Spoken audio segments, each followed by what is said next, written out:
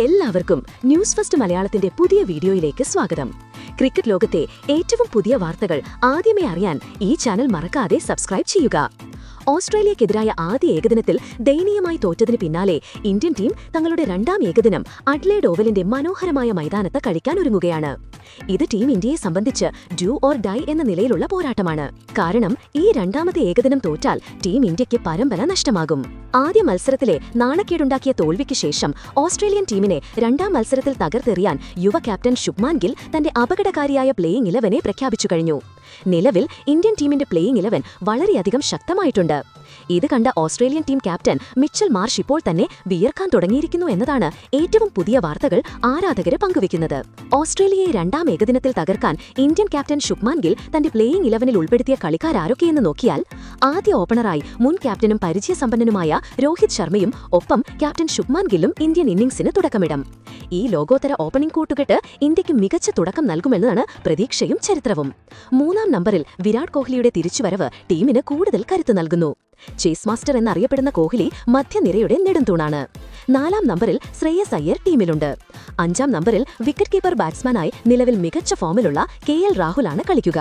താഴെ ഓൾറൗണ്ടർമാരായി ബാറ്റിംഗിലും ബൌളിംഗിലും തിളങ്ങുന്ന അപകടകാരിയായ ഓൾറൗണ്ടർ അക്ഷർ പട്ടേലും 6ാം നമ്പറിലുണ്ട്. അതും പോരാതെ പരിക്കേറ്റ ഹാർദിക് പാണ്ഡ്യയ്ക്ക് പകരക്കാരനായി യുവ ഓൾറൗണ്ടർ നിതീഷ് കുമാർ റെഡ്ഡി 7ാം നമ്പറിൽ അവസരം നേടിയേക്കും. ഇനി ബൌളിംഗ് നിലയിലേക്ക് വന്നാൽ ഓസ്ട്രേലിയൻ പിച്ചുകളിൽ കൂടുതൽ അപകടകാരിയാകാൻ സാധ്യതയുള്ള പേസർമാരായ മുഹമ്മദ് സിറാജ്, അർഷദീപ് സിംഗ്, പ്രസിദ്ധ കൃഷ്ണ എന്നിവരാണ് പ്ലേയിംഗ് 11 ഉൾപ്പെട്ടിരിക്കുന്നത്. ഒപ്പം ഒരു സ്പിന്നറും ടീമിൽ ഇടം നേടും. ഇനി മത്സരം എപ്പോൾ, എവിടെ, എങ്ങനെ കാണാമെന്ന് നോക്കിയാൽ ഇന്ത്യയും ഓസ്ട്രേലിയയും തമ്മിലുള്ള രണ്ടാമത്തെ ഏകദിന മത്സരം അഡ്ലേഡ് ഓവലിലാണ് നടക്കുക. ഈ മത്സരം ടിവിയിൽ തത്സമയം സ്റ്റാർ സ്പോർട്സ് ചാനലുകളിൽ വിവിധ ഭാഷകളിലുള്ള കമന്ററിയോടുകൂടി തത്സമയം കാണാൻ സാധിക്കും. ഇനി മൊബൈലിൽ ലൈവ് സ്ട്രീമിംഗ് കാണാൻ ആഗ്രഹിക്കുന്നവർക്ക് ജിയോ ഹോട്ട്സ്റ്റാർ ആപ്പിൽ ഫുൾ HD തത്സമയം കാണാൻ സാധിക്കും. അതുപോലെ ചരിത്രപരമായ കണക്കുകളൊന്ന് നമുക്ക് നോക്കിയാൽ ഇതുവരെയായി ഇന്ത്യയും ഓസ്ട്രേലിയയും ഏകദിന ഫോമാറ്റിൽ കളിച്ച 152 മത്സരങ്ങളിൽ 84 വിജയങ്ങളുമായി ഓസ്ട്രേലിയയ്ക്ക് നേരിയ മുൻതൂക്കമുണ്ട്. Indian team 58 മത്സരങ്ങളിലാണ് വിജയിച്ചിട്ടുള്ളത്.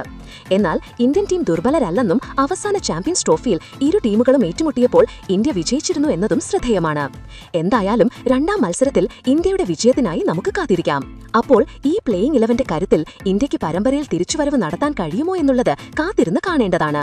നിങ്ങളുടെ അഭിപ്രായത്തിൽ ഇന്ത്യൻ ടീം ഈ രണ്ടാം ഏകദിനം വിജയിക്കുമോ? അഭിപ്രായങ്ങൾ താഴെ കമന്റ് ചെയ്യുക.